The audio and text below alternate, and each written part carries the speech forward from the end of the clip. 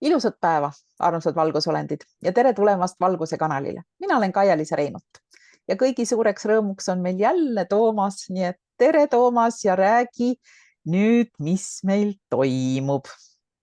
Tere Kaia-Liisa. Jälle ma trügisin siia kanalisse sisse. Ja vahepeal on juhtunud jah päris põnev. Ehk siis sain ühe inimese käest teada anonüümselt. No, selles mõttes mina ju tean, kes see inimene on, aga sain teada, et meil on meie päikesesüsteemis, kui nii võib öelda, on veel üks suur laev, kes tegelikult on, kuidas öelda, Galaktilise Föderatsiooni kogu selle laevastiku nagu veel kõrgem juht kui Star. No, nagu ütleme nii. Ja ma otsustasin siis minna sinna külla. Kuna mul on nagu nii tempel otsa ees, siis ma pääsesin ilusti läbi sealt. Noh, seal on ju ka valgusolendite laevad olen käinud, eks ju, et ka sealt mingi teine tempel otsa ees, eks. Et seal nagu, noh, loomulikult kaitsed on seal võimsad. Ujusin ilusti läbi sealt ja mind nagu aktsepteeriti koha peal ja palusin siis ennast viia kõige suurema juhi juurde. Ja noh, kõik on ju pleadlased seal, selles mõttes mingid väga suuri üllatusi ei ole, aga see suur juht oli sõna otseses mõttes suur juht, et mina ulatusin talle vaevalt vöö koha peale. Ma ei olnud kunagi nii suurt pleadlast näinud ja tõepoolest ta suhtus minusse viisakalt ja mina küsisin sellise asja, et vaata see eelmine kord ma rääkisin, et parasiidid said otsa, eks ju. Ja sellest läks mööda, ma ei tea, mingi 4, võib-olla 5 päeva ja tulid tagasi uued laevadega, suured emalaevad, suur emalaev on seal 17 kilomeetrit pikk, eks ju. Ja tulid tagasi ja möll läks lahti uuesti, eks ju. Noh, vaatasin, kus on, kes on, kirjutasin kõik Robinale üle, eks ju. Aga jällegi, miks on siis meil Galaktiline Föderatsioon, kes ei liiguta lillegi, nokib nina veriseks, aga appi ei tule. Ja siis ma selle juhiga rääkisingi, et noh, mis toimub, eks ju, et ma olen nagu üksipäini rabelen siin, eks ju, ja et noh, hea küll, seal portaalid ja nii edasi, teisel planeedil kuskil okei, mingid tehaseid käin seal ümber kirjutamas, aga nüüd tulid laevad meile, suured emalaevad, kuskilt ei tule ühtegi pauku, eks ju. Et väga huvitav info, mina ei teadnud seda. Et see tuli talle üllatusena. Okei, siis ta lubas midagi ette võtta. No, loodame, et see tõesti nii on. Ja siis teine küsimus oli jällegi, et meil käib avalikustamine. No seal need näpuotsaga ufod ja ma ei tea, näpuotsaga mingid veel midagi seal ja nii edasi. Et meie avalikustamine venib nagu närimiskumm kuidagi, sest jah, et erilist progressi küll ei ole näha selles suhtes. Ja siis ma ütlesin talle, et aga miks te ei võta üle satelliite, teie sisseäkkimine on ju käkitegu, eks ju. Teil ei ole see mingisugune probleem. Laske meile nädal aega tõde sealt kuskilt massimeediast, et noh, sellest esialgu võiks ju piisata.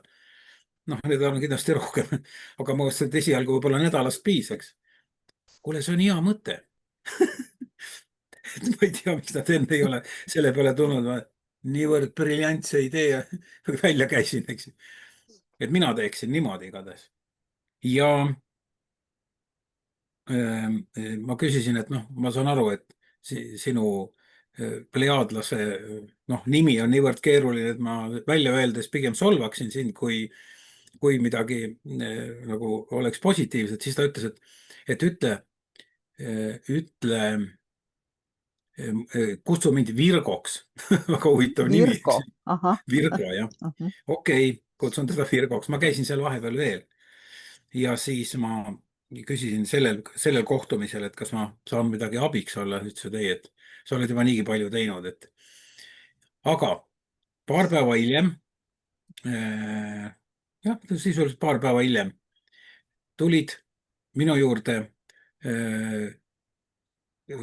kasside rassi esindajad, kassid, kutsusid mind appi, mis viga on, läksin nendega kaasa ja siis selgus, et on käimas kosmosesõda sõna otseses mõttes. Täpselt nagu see Star Warsis, eks ju. Ja täpselt sellised laevad, kõik seal samasugused suured, need emalaevad ongi sellised suured kobakad seal. Ja möll käis. Ja siis mul ei olnud aega midagi enam küsida. Võtsin kätte ja kirjutasin vastaspoole üle lihtsalt. Saabus vaikus. Ja seda ma olen nüüd käinud tegemas vist 3 või 4 päeva järjest. Ma siis teisel päeval küsisin, et kellega me seal sõdime üldse. Kes see üldse on seal?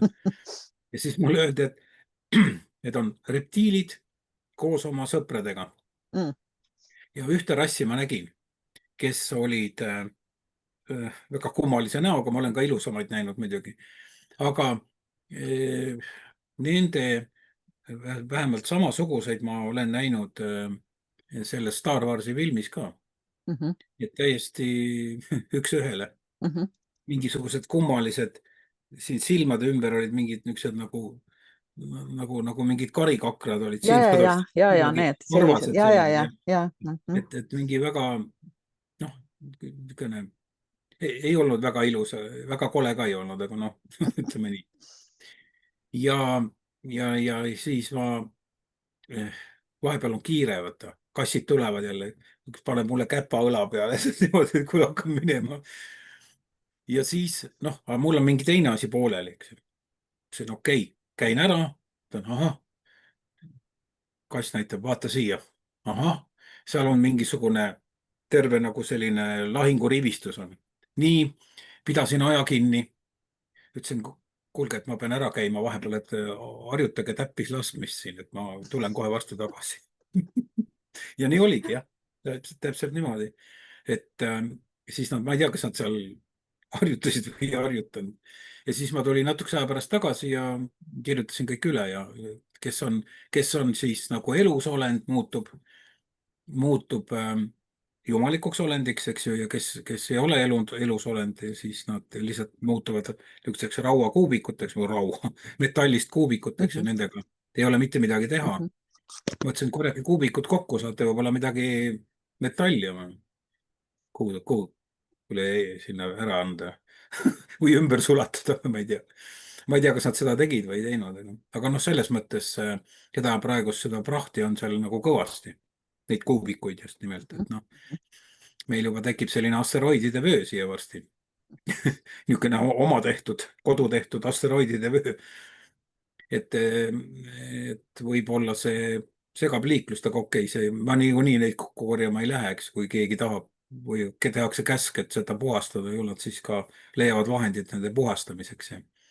Et selline asi praegust toimub reaalselt ja mingi aeg tagasi ma tegin, kell oli vist mingi 1:30 või midagi, vaatasin väga huvitav öine taevas, oli mingid triibud ja mingid asjad, et ma ei olnud kunagi näinud seda.